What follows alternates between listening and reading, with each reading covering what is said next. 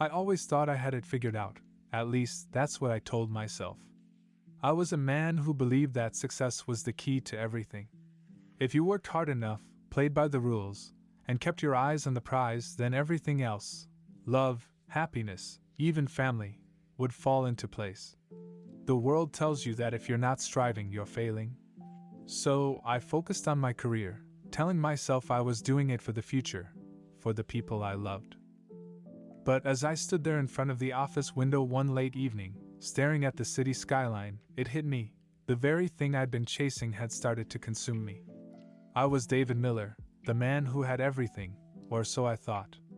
Yet I felt empty. Claire, my wife, the love of my life, was in the next room, but there was a growing distance between us. It wasn't her fault. It was mine. My ambitions had taken over every aspect of my life. The late nights, the meetings, the constant push for more. When Claire had first met me, I was ambitious, sure, but I also made time for her. I took her out on dates, called just to say I love you, and made her feel like she was the most important person in my world. But over time, the calls stopped, the dates became fewer, and the distance between us grew. I tried to justify it to myself. I'm doing this for us, I'd say, believing that money and success would bring happiness. After all, a man's worth is measured by his achievements, right? But it was all an illusion, a belief bubble that was about to burst. I had always feared that if I didn't keep climbing, I'd be left behind. That I'd never be good enough, that I'd fail, and that I'd lose everything. But somewhere along the way, I lost sight of what truly mattered: Claire, my connection with her, and the love we shared.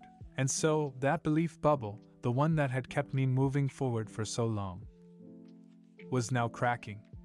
I was at a crossroads. I could either keep chasing success and risk losing everything, or face the reality that maybe, just maybe, success wasn't the answer after all. It was a conversation I never thought I'd have. And yet, here I was, sitting across from Claire, the woman I had promised to build my life with. She was sitting quietly, her eyes searching mine, as if she already knew what was coming. I could feel my heart racing, my throat tightening with the words I didn't want to say. "David, what's going on?" she asked, her voice soft, yet laced with the exhaustion of someone who had been waiting for this moment for too long. I didn't have the right words to explain the battle inside my head, the one that had been raging for months. I had always been taught that success was everything, that the pursuit of my career would secure our future. But lately, I couldn't shake the feeling that everything I had worked so hard for had cost me the one thing I truly cared about: Claire. I wasn't blind to the changes. I could see the sadness in her eyes when I came home late again, or when I brushed off her attempts to talk. I had distanced myself, emotionally, mentally, physically. And it wasn't just her, it was me too. I had lost sight of what was truly important in life, and in doing so, I had lost her, piece by piece. "I can't do this anymore, Claire," I said, the words falling from my mouth with a finality I hadn't intended. "I've been so focused on my career that I've neglected the most important part of my life, you. And I can't keep pretending that everything is okay when it's not." Her eyes filled with tears, and I hated myself for it. But it was the truth. It was a truth I had known for a long time but had been too afraid to face. "David, you don't have to choose your career over me. We can work this out." But deep down, I knew it wasn't just about balancing work and love. It was more than that. I had been so obsessed with achieving something that I'd lost the connection we had once shared. Maybe it was a self-inflicted prison, built from years of chasing an ideal, but I couldn't shake the thought that my dreams had become shackles, tying me down while the life I truly wanted slipped away. "I'm sorry, Claire," I whispered, my voice cracking. "I need to find myself first. I need to be the man I want to be, and right now, I'm not him. I need space to figure out who I am beyond all of this." The silence between us was deafening, and as I stood up to leave, I could feel the weight of the decision crushing me. I was walking away from the woman I loved, the life we had built together. But I also knew that if I didn't take this step, if I didn't go after my dreams, figure out who I was outside of everything I had built, I might lose myself completely. And then, I wouldn't be able to give Claire the love she deserved. As I closed the door behind me, I realized that sometimes, in order to find yourself, you have to lose everything. I hadn't expected it to happen like this. 1 year had passed since I made that choice, the hardest one I had ever made. A year of silence, a year of focusing on myself, a year of being buried in my work, trying to build something meaningful from the ruins of my own decisions. I thought time would heal me, that it would erase the guilt of walking away from Claire, but it didn't. Every day felt like a weight I carried, and the thought of her, her smile, the way her eyes would light up when I said something funny, kept creeping back into my mind. The emptiness wasn't filled by success or work. It was only filled by the memories of what we once shared. Then there she was. I walked into my favorite cafe. The one I had been going to for years, the one that had always felt like a second home. And there, at the counter, was Claire. She hadn't seen me yet, but I recognized her instantly. The familiar wave of warmth and regret washed over me as I stood frozen in place. She was even more beautiful than I remembered, though there was something different in her eyes, a kind of peace, a contentment that hadn't been there when we parted ways. I wasn't sure what to do. Should I walk away and pretend I didn't see her? Or should I approach her, face the ghosts of our past, and see if there was anything left to salvage? Before I could decide, she turned around. Her eyes locked with mine, and for a split second, everything else in the room disappeared. It was as if no time had passed, as if we were still that couple who would spend lazy Sundays together, or talk for hours about our dreams. "David?"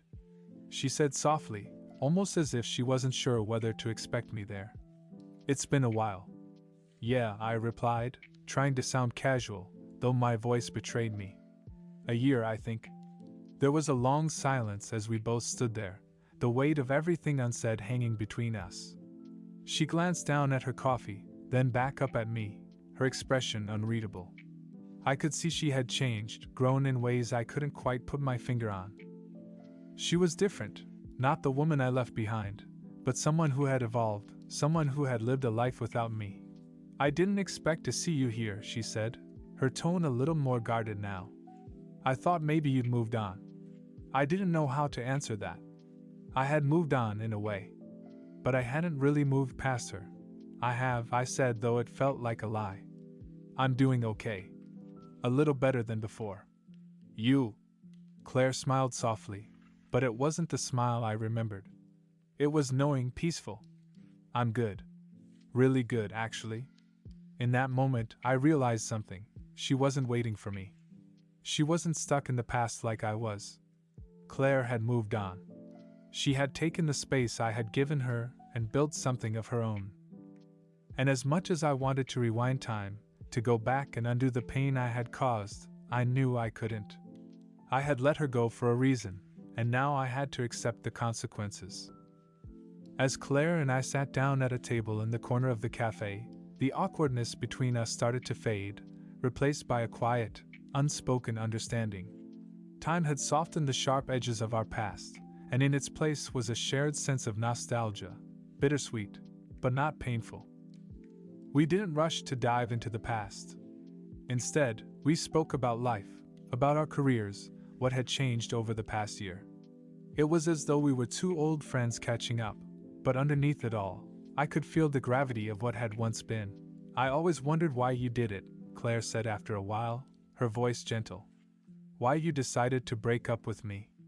I could feel the weight of her question hanging in the air, a question I had asked myself countless times. I had spent so much time in the last year second-guessing that decision, wondering if I had made a mistake, if I should have found a way to make it work. "I thought I had to choose," I began, my voice shaky, but I couldn't hide the truth anymore. "I thought I had to choose between you and my career. And at the time, I didn't feel like I could have both. I thought if I focused on my work, it would secure our future, but it felt like I was losing the present." Claire nodded, and for a moment, I could see the hurt flash in her eyes, a reflection of what she had been through during the time we had been apart. But then it faded, replaced by something else, an understanding, a wisdom that came from experience. "David," she said softly, "sometimes we get so focused on the future, we forget to live in the moment. I think that's what happened with us. You were so focused on what you thought you needed to do for us, but in the process, you lost us. Her words hit me harder than I expected. I had always believed that love meant sacrificing everything for the other person. But I realize now that love isn't just about sacrifice, it's about balance. It's about being present in the here and now, not just living for an uncertain future. I didn't want to lose you, I said, my voice barely above a whisper. I thought if I just worked harder, if I built something bigger, it would all make sense. But in doing that, I lost sight of what mattered most. Claire smiled softly, her expression both kind and knowing. I know. But here's the thing, David. Sometimes you need to let go in order to grow. I know you loved me, but you needed to learn how to love yourself first. I felt a lump form in my throat. The weight of her words felt like a revelation. I had been so focused on proving myself, on achieving success, that I had neglected the most important part of who I was. In trying to build a future for us, I had lost touch with the present moment, and with Claire. I've spent a lot of time thinking about what happened, I said, finally letting the truth come out. And I think I've learned that love isn't about grand gestures or sacrifices. It's about being there, being real. And I wasn't being real with you, or with myself. Claire reached across the table, her hand resting gently on mine. We both made mistakes, David. But I think we both learned from them. And sometimes, that's all we can do. It wasn't easy to admit, but I finally understood. The past year hadn't just been about losing Claire. It had been about learning how to find myself, how to balance ambition with the people I loved. I couldn't keep living my life for some distant future. I needed to live in the now, to appreciate what I had before it was too late. As we sat there, the conversation between Claire and me had taken on a different tone, one of healing and understanding. But I couldn't shake the feeling that something deeper was being uncovered, something that I had been running from for too long. It was like a veil had been lifted from my eyes, revealing what I had always known, but had been too scared to face. I had spent months telling myself that the breakup was the right choice. That by walking away, I was giving both of us the space to grow, to find ourselves. But the truth was, I had been hiding from my own vulnerability, afraid of being honest about how much Claire truly meant to me. I had made the mistake of believing that love was only about grand plans and future security. But now, sitting here across from her, I knew it was more than that. Love was about the moments, the quiet moments shared between two people, the laughter, the touch, the feeling of simply being seen. David, Claire said suddenly, her voice breaking through my thoughts. I'd been thinking about what you said earlier. About love and sacrifice. I think you were right. Love isn't just about sacrifices. It's about showing up, being there for the person you care about, even when it's hard. I looked at her, and for the first time in a long while, I saw the woman I had fallen in love with. It wasn't the person I had let go, but the person who had grown, who had learned, just like me. And I realized that love, true love, wasn't just about making difficult decisions or choosing one thing over another. It was about choosing each other, over and over again, even when life made it hard. I'm sorry, I said, the words feeling heavy in my chest. I thought that by focusing on my career, I could give us everything we needed. But what I didn't realize was that what we needed most was each other. Claire's eyes softened as she reached for my hand again, squeezing it gently. I know. And I'm sorry too. I don't think I really understood what it meant to support you either. I was so focused on my own journey that I didn't see how much you were struggling. I could feel the weight of those words between us, the unspoken apologies that had hung in the air for so long. But now, it wasn't about the past. It was about what we could do moving forward. It was about the choice we were making right here. In this moment, as I sat there, looking at Claire, I understood something I had never fully grasped before. Love wasn't just about avoiding mistakes or making the right choices. It was about showing up for the other person, no matter what. It was about being willing to face the hard truths and to embrace vulnerability, even when it was uncomfortable. I've learned so much this past year, I said quietly. Not just about myself, but about what love really means. It's not something you can control or plan for. It's something you have to nurture, even when it's messy, even when it's hard. Claire smiled, a real smile, the kind that made her eyes sparkle. And that's what I've learned too. It's not about perfection. It's about being present, being real. And maybe, just maybe, that's enough. At that moment, I realized something else, that the true value of love wasn't about what we had or hadn't done in the past, but about the connection we still shared, despite everything. We didn't need to go back in time and fix our mistakes. We just needed to move forward together. The weight that had settled on my shoulders for the past year felt a little lighter now. It wasn't that I suddenly had all the answers or that everything between Claire and me was fixed in an instant. But sitting there, looking at her, I felt something I hadn't felt in a long time: hope. I could feel the shift between us, the unspoken understanding that things weren't going to be the same as they were before. And that was okay. In fact, it felt right. We had both been through a lot, emotionally, mentally, and even physically. But what we shared wasn't something that could be easily erased. It was real, and it was worth fighting for. You know, David, Claire began, her voice a little softer now. I never thought I'd see you here, in this place. I never thought we'd be able to talk like this. I let out a quiet chuckle. Yeah, either did I. But here we are. She smiled, her eyes meeting mine with a warmth that I hadn't seen in a long time. I think we've both changed. And I think that's what we needed. I nodded, feeling the truth of her words sink in. We had both spent so much time focusing on what had gone wrong that we hadn't given ourselves a chance to look at what was still there. The love, the connection, the foundation that had always been present, even if we hadn't fully recognized it. I don't want to make the same mistakes again, I said, my voice steady. I don't want to lose you, Claire. I've learned that love isn't about the grand gestures or the sacrifices. It's about the small things. The everyday moments we share. She reached across the table, taking my hand once more. I feel the same way. We don't need to have it all figured out. We just need to be real with each other. To communicate, to support each other, and to be there when it counts.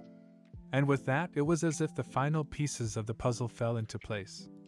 I didn't need to fix everything or have all the answers. I just needed to be present, to show up, and to be willing to take the next step together. I looked at Claire, and for the first time in a long while, I didn't feel scared. I didn't feel like I was walking through life blindly. I felt confident, knowing that we were both committed to making this work, not because it was easy, but because it was worth it. Let's start over, I said, my voice firm but gentle. Let's take it one step at a time, and see where it leads. She nodded, her smile growing wider, and for a moment, it felt like everything was possible again. We had both learned so much over the past year, about ourselves, about each other, and about love. And now, with that knowledge, we were ready to move forward, side by side. Sometimes, it takes someone outside of your relationship to help you see things clearly. I had spent so much time turning over the problems in my mind, rehashing the same conversations, trying to figure it all out on my own. But in reality, I needed support. I needed someone who could offer perspective and lend a helping hand when I couldn't do it all by myself. The first person I reached out to was my best friend, Mike. We'd been through a lot together over the years, shared countless laughs, late-night talks, and a few difficult moments. But this time felt different. This time, I wasn't calling him for advice about work or life in general. This time, I was calling him because I was lost, confused, and heartbroken. And I didn't know what to do next. Mike didn't say much at first. He didn't try to fix anything. Instead, he just listened. And in those moments, I realized how much I had been carrying on my own. I had tried to do everything myself, be the strong one, the problem solver, the guy who could figure it all out without asking for help. But now, sitting there with Mike, I understood that sometimes, the bravest thing you can do is admit that you need help. I don't know what to do, I confessed, the words heavy on my chest. I'm not sure if I'm doing the right thing. I've messed up, and now I don't know how to fix it. Mike gave me a steady look, his expression serious but kind. You don't have to have it all figured out right now, David. Sometimes, the right thing is just to take it one step at a time. And don't forget, you're not in this alone. His words resonated with me. It was easy to forget, in the midst of everything, that I wasn't the only one going through this. I had friends, family, people who cared about me and who wanted to help me navigate through the mess. I also reached out to my sister, Laura, someone who had always been there for me no matter what. She had seen me at my best and my worst, and she knew me better than anyone else. Laura didn't judge me. She didn't criticize or tell me I'd made a mistake. Instead, she simply gave me a hug and said, "We'll get through this together. You don't have to carry the weight alone." The support from Mike, Laura, and the others I turned to during this time reminded me of something important. We're all human. We all need each other. We all have our struggles, our flaws, our mistakes. And no matter how strong we think we are, we can't go through life without leaning on the people who love us. And there's no shame in that. But it wasn't just about leaning on others. It was also about allowing myself to feel vulnerable. I had always prided myself on being the strong one, the one who didn't ask for help. But here I was, breaking down, needing the support of those around me. And it was okay. In fact, it was more than okay, it was necessary. Over time, I began to realize that seeking support didn't mean I was weak. It meant I was wise enough to understand that we are all better together. That leaning on others during tough times is not a sign of failure but a step toward healing. As I spent time with the people who cared about me, I felt a sense of renewal. I was reminded of the love and care that surrounded me. It was easy to get lost in the darkness when I was so focused on my own problems, but when I reached out, I saw the light again, the light of friendship, family, and the people who were rooting for me to succeed, even when I didn't believe I could. By the time I returned home to Claire, after seeking support from those closest to me, I felt a sense of peace I hadn't had before. I was still hurting, still uncertain, but I had a newfound strength. I had seen how important it was to lean on the people who loved me, and I wasn't afraid to do it again if I needed to. I was learning to share the burden instead of carrying it all alone, and that made all the difference. The decision to stay in my marriage with Claire wasn't easy, and after I made it, I realized how much emotional weight it carried. I didn't have all the answers, and I certainly didn't have a foolproof plan to fix everything. So I knew I had to lean on the people I trusted most to help me make sense of it all. The first person I turned to was my best friend, Alex. We had been through a lot together, whether it was celebrating life's successes or facing its challenges. Alex had been there for me through some of my lowest moments, and I knew he would give it to me straight, no matter how harsh the truth might be. I remember meeting him at a bar one evening, the weight of the world on my shoulders. I hadn't even been able to bring myself to drink. I just needed someone to listen, and that was exactly what Alex did. He didn't rush me. He didn't judge me. He just let me talk. "I don't even know where to start, man," I said, my voice low and strained. I thought I knew what I was doing, but now, I'm not sure. I made the decision to stay, but what if it's the wrong one? What if it's too late to fix things with Claire? Alex took a slow sip of his beer, his eyes focused on mine. "Look, David, you're not alone in this. Relationships are hard. You've got to be willing to put in the work. But if Claire is willing to do the same, if you both really want it, you can make it work. But you need to be honest with yourself. Don't stay just because you feel guilty or because of what others might think. You need to stay because you truly want it." I listened carefully, his words sinking in deeper than I had expected. I had been so focused on fixing things that I hadn't thought about the core of it all, whether I was truly ready to put in the effort, not just for Claire, but for myself as well. But Alex wasn't the only one I turned to. I knew I had to talk to my family too. I went to see my parents one Sunday afternoon. I wasn't sure how they would react. They had always been supportive of me, but they had also been protective of me. I could already hear the worry in my mother's voice when I told her what had happened.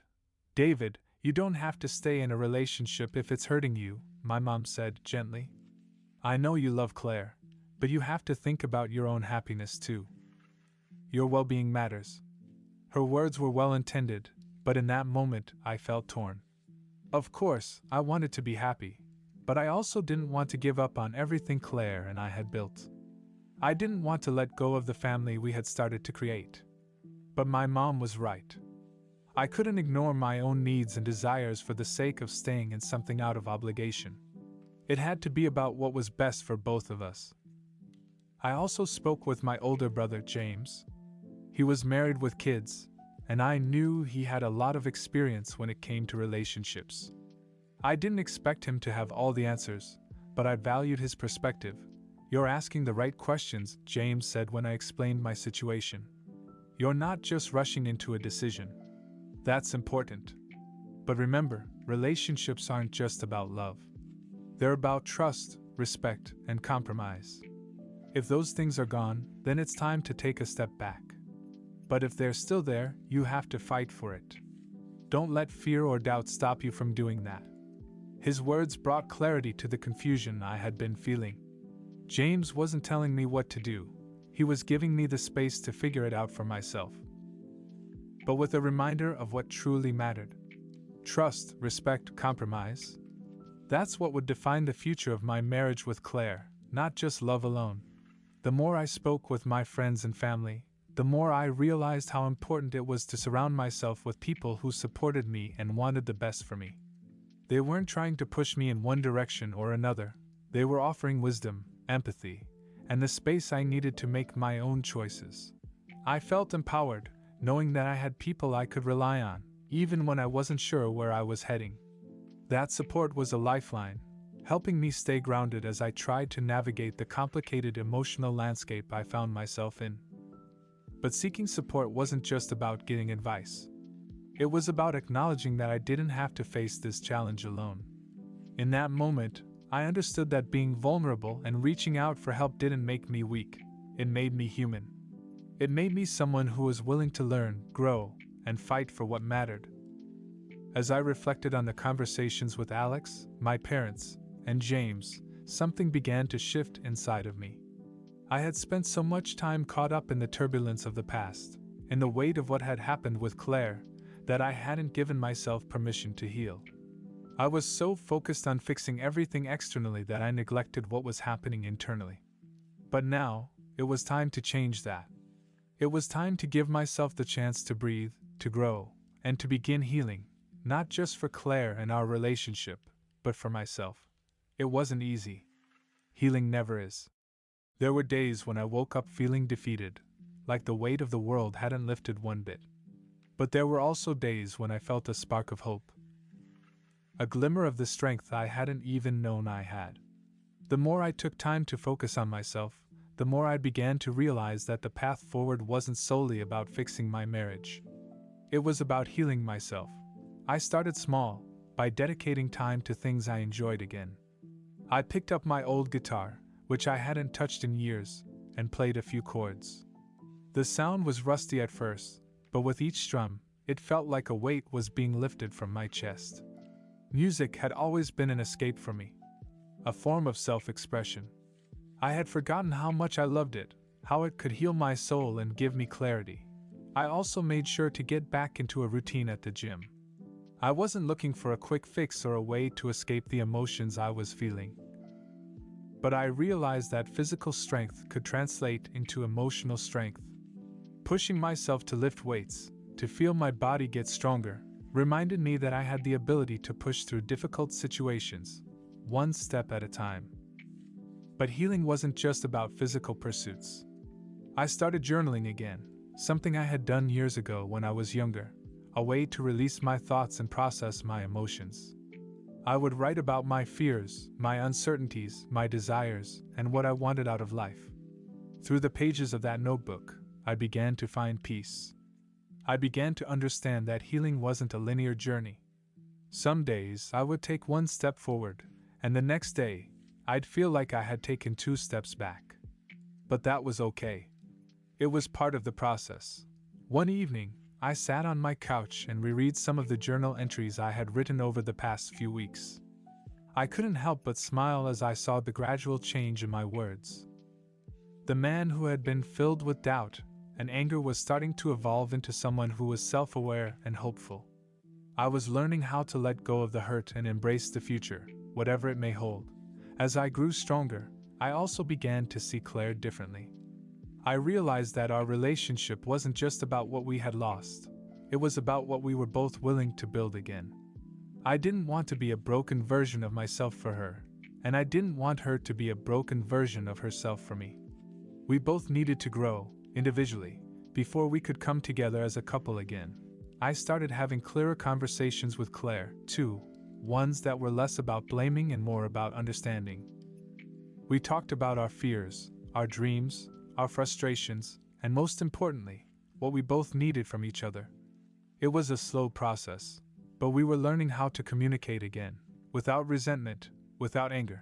But even as I took steps forward, I knew the healing wasn't complete. I hadn't solved everything yet. Claire and I still had work to do. But for the first time in a long time, I felt hopeful.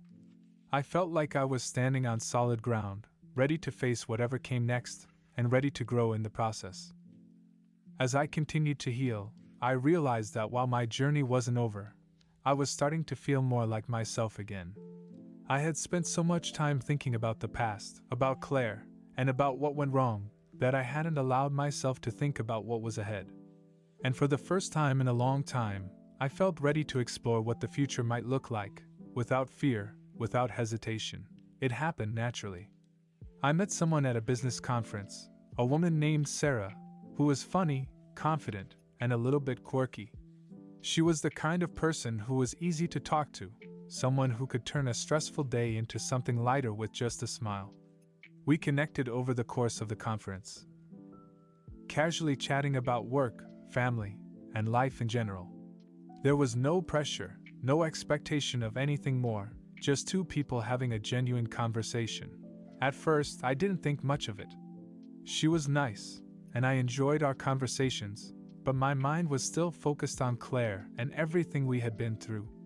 I wasn't ready for a relationship, and I wasn't sure I even wanted one. But as the days passed, I realized something important. I was open to the idea of trusting again. Not necessarily with Sarah, but with myself. I was starting to trust myself again, trust my instincts, trust my decisions, and trust that I could make choices that were good for me. It wasn't just about meeting someone new, though. It was about the lessons I was learning along the way. Trust, I realized, wasn't something that was easily regained. It wasn't about jumping into a new relationship or expecting things to feel normal right away. It was about being vulnerable again, about allowing myself to be seen, flaws and all. And more importantly, it was about being patient with myself as I took those steps. With Sarah, I didn't rush anything. We went on a few dates, but nothing too serious, just getting to know each other, taking our time. I didn't expect her to fill the void left by Claire. She wasn't a replacement, and I never saw her that way. Instead, she was a reminder that life could still be full of unexpected moments, of connections that made me feel alive in a way I hadn't felt in a long time. What struck me most about Sarah was how easy it was to be myself around her. I wasn't trying to impress her, or hide parts of myself, or pretend that everything was perfect. I was simply me, and for the first time in a while, I felt comfortable in my own skin. That was a huge step for me, because it meant that I was no longer hiding from the man I had become. I was owning it, and in those small moments with Sarah, I realized something profound. Trust doesn't just happen in romantic relationships. It starts with trust in oneself. Trust that you are worthy of love, that you have the power to make good choices. And that, with time, healing is possible. I wasn't ready to commit to anything serious yet, but I was learning how to trust again. Trust that I could open my heart without it breaking. Trust that I could be vulnerable and still be strong. In many ways, meeting Sarah wasn't just about her. It was about me, learning to trust myself and the process of rebuilding my life. As I continued to heal, I realized I was ready to start looking ahead. I met Sarah at a business conference. She was confident, funny, and easy to talk to, and while I didn't expect anything from our conversations, I found myself drawn to her presence. I didn't rush things, But gradually, I began to notice how easy it was to be myself around her. With Sarah, I wasn't trying to impress anyone or hide my past. I was learning to trust again, not just her, but myself. Trust, I realized, didn't just come from opening up to others. It came from trusting that I was worthy of new experiences and that healing was a process, not an end goal. Meeting Sarah wasn't about moving on from Claire, but about discovering I could still connect with others in a genuine way. I wasn't ready for a serious relationship yet, but I was open to the possibility of love, trust, and moving forward, one step at a time. Over time, I started to understand something I hadn't before. Happiness isn't about waiting for the past to change, but embracing the future as it unfolds. Sarah and I continued to spend more time together, and while I wasn't looking for anything serious, something began to grow. It wasn't a rebound or a desperate attempt to fill a void, it was a genuine connection, something that reminded me that love doesn't always have to be complicated. I realized that true happiness comes from being at peace with who you are and where you're headed. I didn't need to compare Sarah to Claire or try to recreate the past. I just needed to be open to what life had to offer. And that openness led me to something beautiful. Love wasn't just about having someone by your side. It was about sharing moments, building trust, and feeling supported as you both grow. I finally understood that my past didn't define me, and that love, whether old or new, was always about moving forward together.